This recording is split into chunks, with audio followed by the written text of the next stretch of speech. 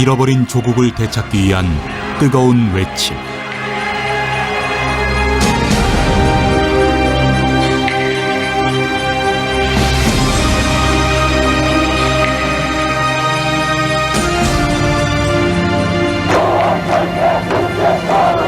독재 정권과 부패한 정치에 온몸으로 저항한 시민운동까지 이 모든 역사의 뿌리가 된 사건이 있다.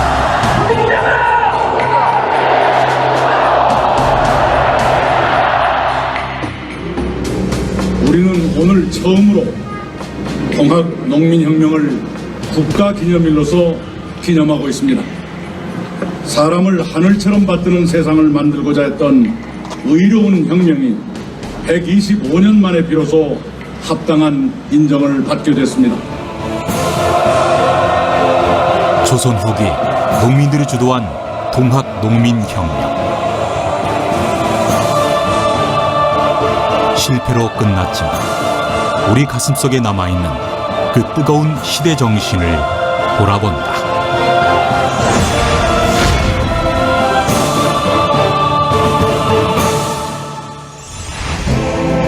(1894년 1월) 지방 고을 민초들의 작은 반란이 시작됐다.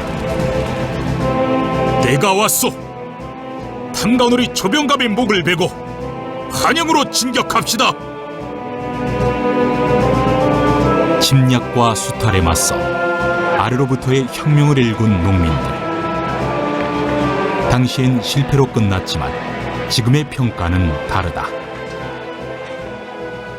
동학농민혁명이라는 것 자체가 처음에는 이제 반란으로 치부됐다 보니까 과연 이게 우리 역사에 있어서 어떤 중요한 역할을 가지고 있는지 그런 거를 의심하는 어떤 그런 측면도 많이 있었지만 민초들, 민중이 중심이 돼서 사회 변혁을 극대한 어떤 전무후무한 그런 역사적 사건이었거든요. 예부터 사통팔달 교통의 중심지였던 전북 정읍시. 정읍은 동학농민혁명의 발상지로서 황토현 전적지를 비롯한 42개의 역사적 유적지를 지켜오고 있는데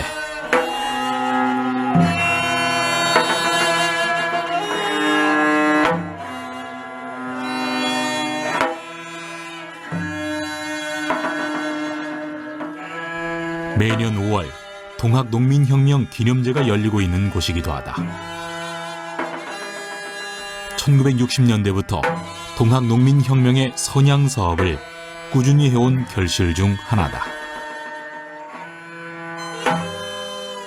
이 장소는 동학 영령들의 유령, 유패를 모시는 공간입니다. 저기 보시면 구민사라고 써 있듯이 백성을 구하려다가 산화하신 그런 영령들을 위한 재례를 보시는 사당인데 예를 다하는 데는 악이 꼭 필요하다 해서 예악 정신의 일환으로 이런 영령들의 유패를 모시는 곳에서도 재례를 할 때 꼭 이런 음악을 씁니다.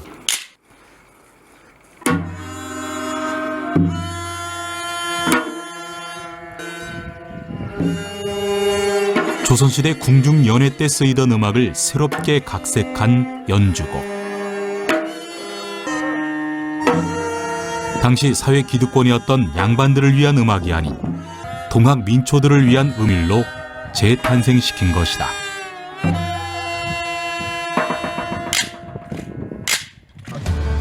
올해로 53회를 맞이한 황토현 동학농민혁명 기념제. 더 이상 동학난이 아닌 동학혁명으로 인정받은 만큼 이번 행사 역시 더욱 뜻깊다. 동학농민혁명 기념일은 왜 5월 11일로 지정된 걸까? 그 이유는 전봉준 장군을 필두로 한 농민군이 첫 승을 거둔 황토현 전투와 연관이 깊다. 이 황토현 전투야말로 전국적인 항쟁으로 확산되는 중요 계기가 되었다. 정읍이 동학농민혁명의 발상지가 된 것도 결코 우연은 아니었다. 그 혁명의 조건에는 그 사회가 크게 잘못돼야 되고 또 그 잘못을 민중들이 인지하고 있어야 되고 또 그것을 스스로 고쳐나가겠다는 강한 의지가 있을 때 이루어진다고 생각을 합니다. 그래서 우리가 흔히 동학농민혁명하면은 떠오르는 인물로 전봉준과 조병갑을 들 수가 있죠. 조병갑은 그 사회가 잘못된 것을 단적으로 상징하는 인물이고요. 그리고 또 그것을 스스로 고쳐나가겠다는 강한 의지를 보여주는 상징적 인물이 전봉준 그리고 고부 농민들이었기 때문에 동학농민혁명의 시작이 이 땅에서 이루어질 수 있었다라고 생각을 합니다.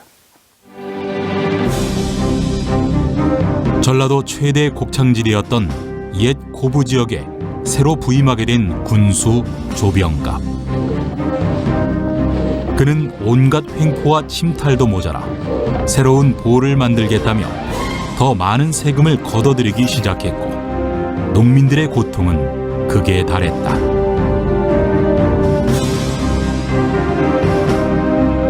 새 보를 높이 막는 바람에 홍수가 져 냇물이 범람해 상류 농민들은 오히려 홍수 피해를 입었는데 가을에 보세를 징수하니 농민들의 원성이 날로 비등했다.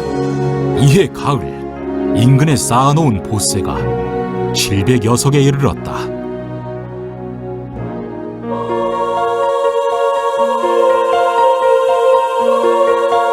조병갑의 수탈에 맞서 농민 봉기를 계획한 전봉준 장군. 그가 목숨 걸고 농민 봉기에 나섰던 이유는 무엇일까?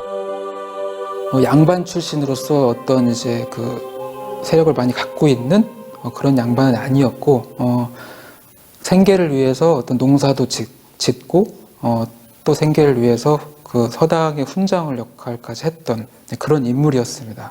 농민들은 대부분 이제 생업에 어떤 치중을 했기 때문에 그 한자 공부를 할 수 있는 어떤 그런 유학을 공부할 수 있는 여건이 많이 안 됐었잖아요. 그 전봉준 장군 같은 경우에는 이제 양반으로서 이제 아버지로부터 이제 그 유학 공부를 이제 배우기도 했었고, 조선의 나라가 어떻게 해야만 국민들을 위한 어떤 그런 국민 백성들을 잘 다스릴 수 있는 나라가 될 수 있을지 그런 방편들을 많이 이제 고민을 했겠죠. 그런 고민 하에 이렇게 그 거사를 계획하지 않았나.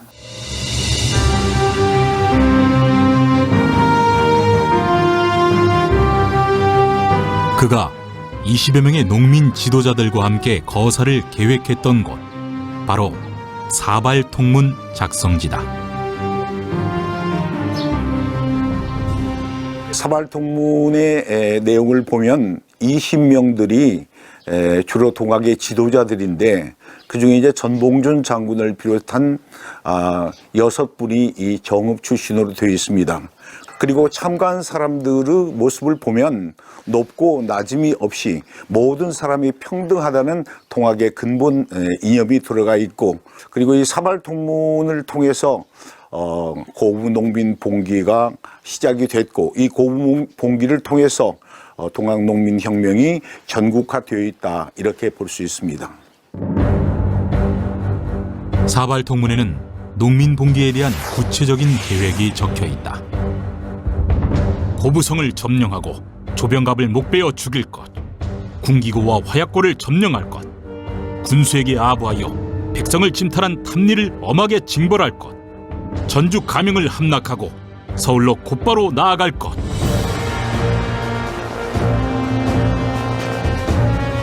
이처럼 농민군이 하나로 뭉칠 수 있었던 이유는 따로 있다. 부패한 관료들의 횡포와 침탈로 농민들의 삶이 더욱 피폐해질 수밖에 없었는데, 사람이 곧 하늘이라며 평등 사상을 내세운 동학이 민중들을 하나로 모은 것이다.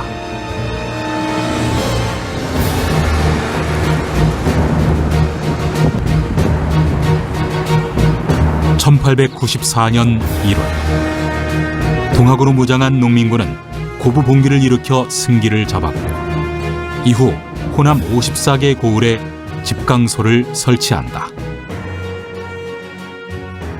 오늘날 지방자치의 효시라고 말할 수 있는데, 이 민중들이 스스로 자치를 하기 위해서 만든 그런 기구였고, 민의가 모두 반영이 되어서 추진되었던 그러한 우리 역사 속에서 민주주의를 얘기할 때 빼놓을 수 없는 그런 출발점이라고 말할 수가 있습니다. 이후 전봉준 장군은 전라도 일대에 막강한 세를 지녔던 손화중 장군과 함께 2차 봉기를 계획한다. 손화중 장군은 동학농민혁명의 한 축을 담당을 했습니다. 그래서 이제 손화중은 이제 백삼봉기 당시에 총대장은 전봉준이었고 총관령의 그 직함으로서 전봉준의 옆에서 이제 동학농민혁명을 이제 주도했던 그런 장군이었습니다. 전봉준과 손화중, 김계남, 최경선 장군 등의 동학농민혁명의 지도자들은 일개 지역의 봉기가 아닌 국민적인 혁명을 위해 전국적인 봉기를 이어간다. 하지만 동학군의 결의는 오래가지 못했다. 일본과 관군 연합부대의 우세한 무기에 의해서 지치고 무기도 열악한 농민군들은 거의 학살되다시피 한 것이죠. 물론 치밀하지 못한 농민군의 그런 전술 탓도 없지 않아 있겠습니다만은 결정적인 것은 결국은 일본군의 신식 무기의 힘이었지 않을까 생각을 합니다. 일본군의 총포에 무참히 쓰러져간 농민들. 전국의 동학군 총 집결했음에도 불구하고 화순총은 무라다총에 미치지 못해 총기 싸움은 일본군 1위 동학당 100에 필적한다.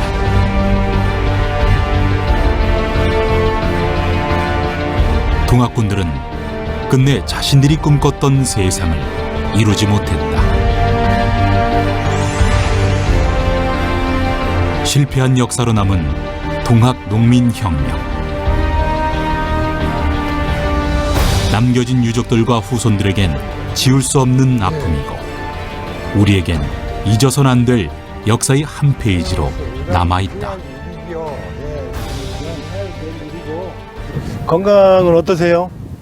지금 건강은 별로 좋은 편이 아니에요. 지금 연세가 지금 현재 36년생. 36년생. 예, 호주산. 그러면 85세? 그런데 현재 시험 실제 나이는 87세예요. 2살 늦었어요. 실제로는 그동안 이렇게 손자분께서 직접 오랫동안 이렇게 관리를 해주시고 해서 너무 감사하기도 하고요. 이게 이제 지역사회를 넘어서서 전국화 세계화되는 길에 우리 이제 또 손자분이신 우리 손홍열 선생님께서도 적극적으로 좀 해주셨으면 좋겠어요. 예, 저희도 최선을 다해서 유족들과 이게 이제 혁명에 대한 정신을 이어가도록 하겠습니다. 최근까지 동학농민혁명은 실패한 농민의 난으로 저평가되었던 만큼 유족들에 대한 시선도 차가웠다. 지금까지 동학혁명 후 후손으로서의 여러 가지 불평도 많았고 또한 서름도 많이 겪었습니다. 그러나 지금은 국가에서 많은 관심을 갖고 또 이 운동에 참여한 정신을 이어받도록 동학혁명의 정신을 널리 국가에서 지금 알리고 있습니다.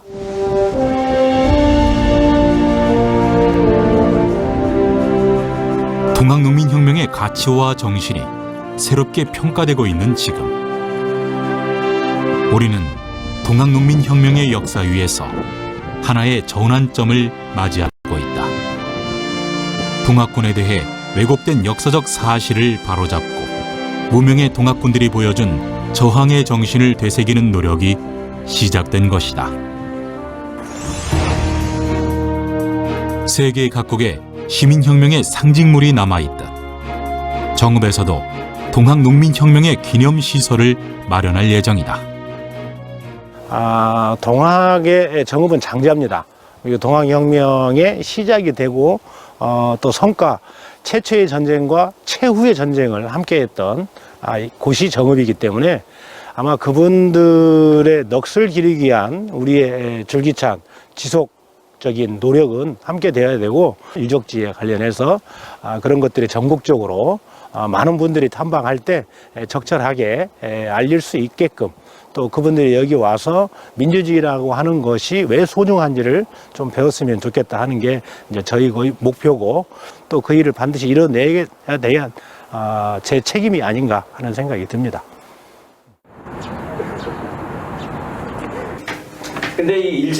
오늘을 살아가는 우리들에게 동학은 어떤 의미로 계승되고 있을까? 이 질문의 답을 얻기 위해 찾아간 곳은 종로구의 한 인문학회자. 농민군을 수합해가지고 사회 각계각층의 사람들이 모여 동학에 대해 연구하는 모임이다. 그다음에 이제 우금붙이 좋도록 하는 거죠. 나가는 바로 첫 번째 사건입니다. 그래서 결국 역사 문화를 기념하는 그런 마음을 나누는 정도의 모임이지만은 현재 이런 것들을 앞으로는 동학 역사 문화 재단 뭐 이런 정도까지 확장시키면서 이것이 이런 가치관과 정신과 문화가 우리나라 전체에 확산될 수 있는 그런 하나의 계기, 또 하나의 디딤돌, 이런 것이 될 수 있는 그런 모임이 되면은 더 바랄 나위가 없겠습니다. 조선시대 반외세 반봉건을 기치로 삼았던 동학 농민혁명. 이것은 오늘날 자유와 민주주의를 지켜나가는 시대 정신으로 이어지고 있다.